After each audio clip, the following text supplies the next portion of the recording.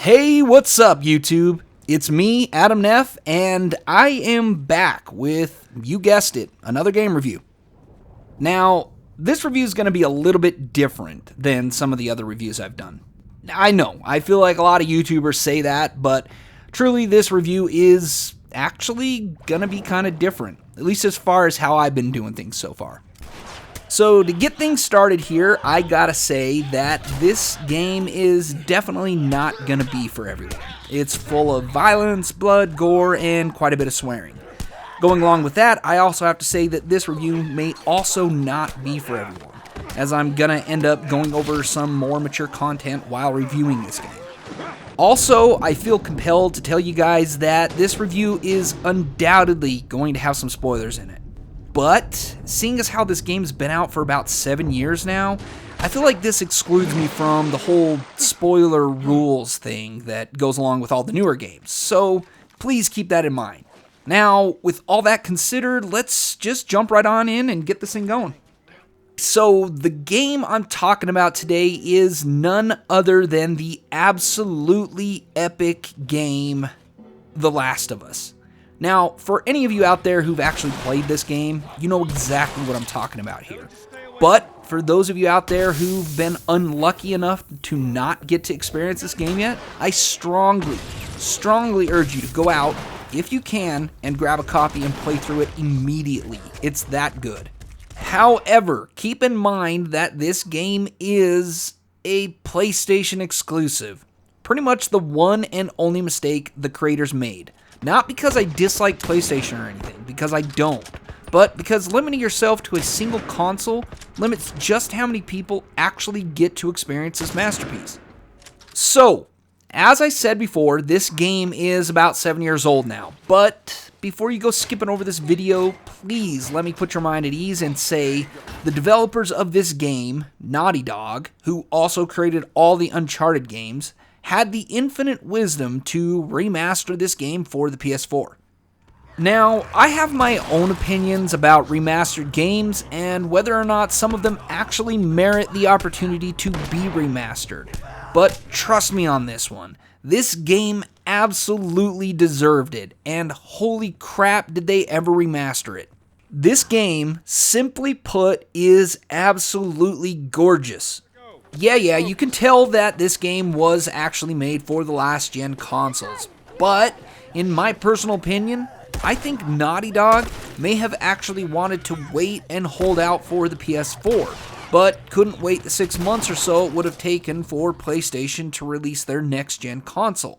Plus, I think it's possible that Sony may have kind of been pressuring them into releasing it for the PS3, considering the PS3 didn't really have much going on at that time. Let's face it, the PS3 was kind of a failure. Please don't hate me. But for whatever reason you want to go with, Naughty Dog ended up releasing it on the PS3, and then would later remaster it for the PS4. So, the game starts out with the main characters, not protagonists, just characters, because there really isn't a single antagonist in the game. I guess you could say the Infection is the true enemy here, but other than that, the main characters are constantly going up against all sorts of different kinds of enemies. But, like I was saying, the game starts out with the main character, Joel, a struggling single father trying to take care of his teenage daughter, Sarah. Now, we have no idea what happened to the mom because the game never even mentions her, but whatever. So, Joel and his daughter find out the hard way that some kind of infection is spreading throughout the city and they have to evacuate. Joel's younger brother, Tommy, shows up at the house to pick them up and get them out of there. As they're trying to drive out of town, everything around them is turning to chaos and they end up getting hit by another car, which ends up hurting Sarah's leg to the point where she can't walk and needs to be carried as they continue to flee on foot. At this point, Tommy gets separated from them. He tells them he'll hold back some infected trying to break through a door and he'll just catch up with them in a minute. Yeah, we all know how that's going to end. Well, actually, it doesn't end that way. Anyway, Joel continues to flee down a path until he suddenly runs into a military guy who's been instructed by his commanding officer to, I assume, shoot anyone he runs into. The military guy reluctantly goes along with this and starts shooting at Joel and Sarah. Joel immediately turns to try to protect Sarah, and she ends up going flying out of his arms. Tommy then suddenly appears seconds later and shoots the military guy in the head. But then they discover that Sarah's actually been shot through the stomach. It's at this point that things get real. Joel's left with just a few moments to hold his only daughter before she ends up dying. I mean, you don't even get to see if Joel was even able to mourn her. The scene ends up fading out, and then when it fades back in, 20 years have passed. Joel's kind of a wreck at this point, trying to block out any memory he has of his daughter and what happened. You see him doing anything he can to survive in this new anarchist, chaotic world where ration cards are now the new currency. Now, after you jump forward in time, you see Joel and his partner trying to get revenge on some dude who's double-crossed them by stealing a bunch of their weapons. In their pursuit of getting this guy back, they end up running into an old acquaintance who belongs to a militia group called the Fireflies. So, Joel and his partner end up making a deal with the Fireflies to smuggle something of great importance out of the city in order to get their weapons back, which the Fireflies now have. Not long after that, they find out exactly what it is they're gonna be smuggling.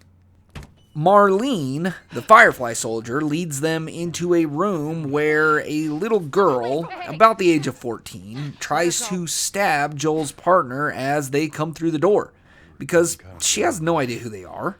This is when Joel truly finds out that it's this little girl that he's going to be smuggling. For obvious reasons, this doesn't really sit well with him. Marlene tells them that all they have to do is smuggle this girl to the Capitol building, which really isn't all that close. And then she says she'll give them all their guns back, plus a whole lot more. Pfft, sounds kind of fishy to me, but whatever.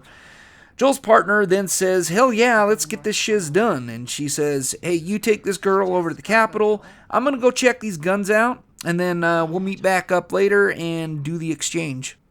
Of course, all this ends up going wrong. This is the entire premise of the story here.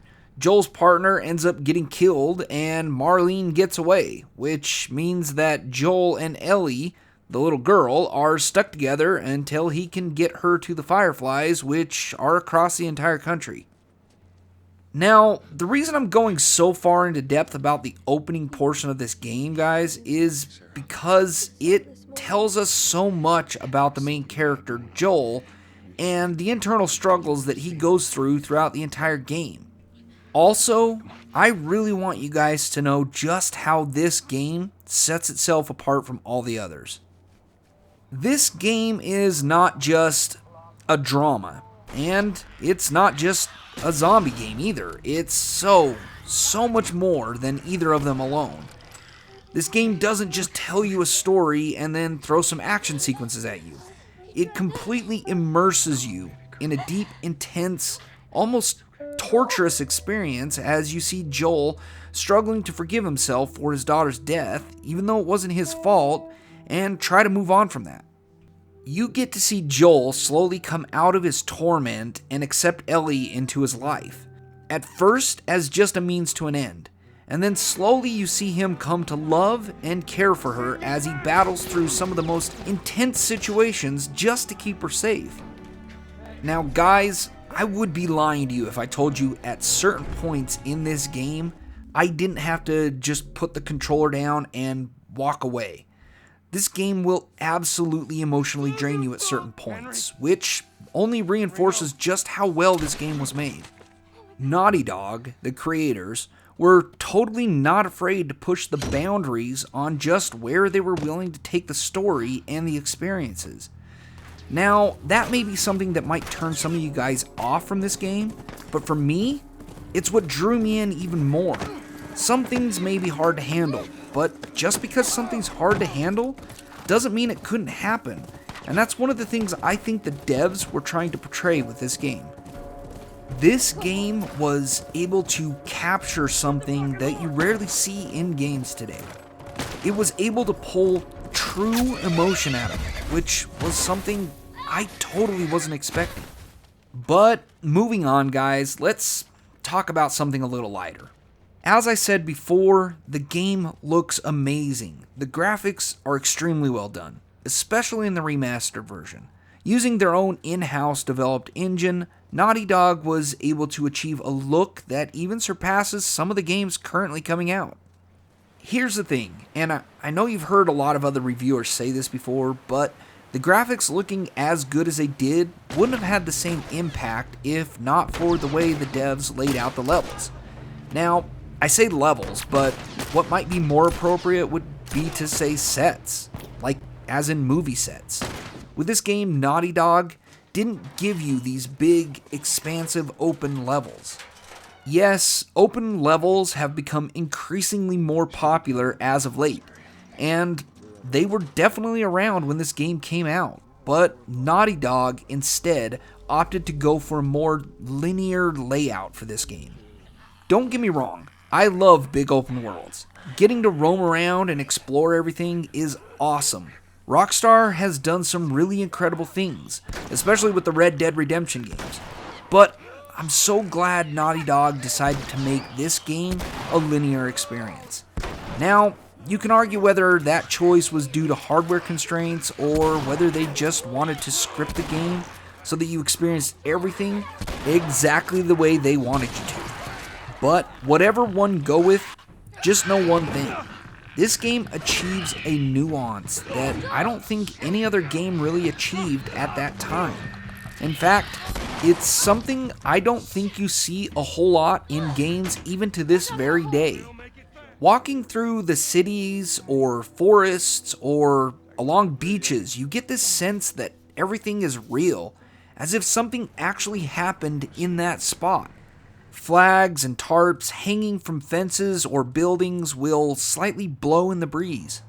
Birds living in a tree that fell through a big side window of a large hotel lobby will chirp, and those chirps will echo through the room surrounding you. Suddenly you get the sense that you're in a place that's alive, and you get a sort of loneliness that you might somehow be some of the last survivors, and maybe some of the last people that might ever be in this building, and you're experiencing all this in real time.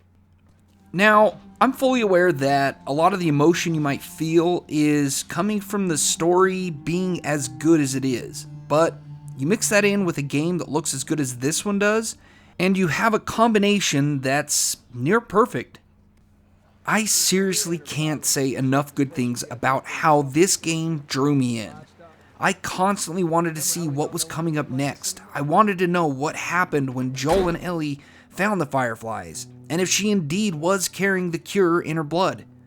But honestly, the thing I think I loved the most was the depth of the characters. The relationship that grows between Joel and Ellie, and what would actually happen when you get to the end of the game. And I can tell you this straight up. This game absolutely does not disappoint. Once again, I strongly urge you to go out and grab this game if you can. Even knowing what happens, I would absolutely play through this again. Getting to go on this journey across the country with Joel and Ellie as they learn to trust and rely on each other, to the point where they even need each other to survive. Not just physically, but emotionally and psychologically. Now, one of the reasons I chose to do this review in the first place was because the follow-up to this game, The Last of Us 2, is about to come out in late May of this year, and I want as many of you out there as possible to get through the first one to prep for the second one, because I know it's going to be just as good, if not better, than the first one, and I personally believe that this series is going to go down as one of the most epic series of all time. I truly believe that. But anyway, guys, I'm sorry this review ended up being so long, and I hope more than anything I got across to you guys just how great this game really is. I'm also sorry it took so long to get this review up, but life kind of got in the way there for a bit. You know how it is. Alright guys, that's going to do it for me on this one, but I really hope you guys are enjoying these videos. If you are, please feel free to subscribe. I'm a new channel, and I can't really grow if I don't get more subscriptions. Also, going forward, if you have any games you might want to see me review, please leave a comment below and I'll try to get to it. Once again, there are so many games out there that one person can't possibly review them all. Suggestions definitely help focus my efforts. But enough babbling. You guys are great, and I'll see you on the next one. See ya. You want out? Gonna have to come get these keys. I know you're not infected. No one that's infected fights this hard to stay alive. I gotta get those keys.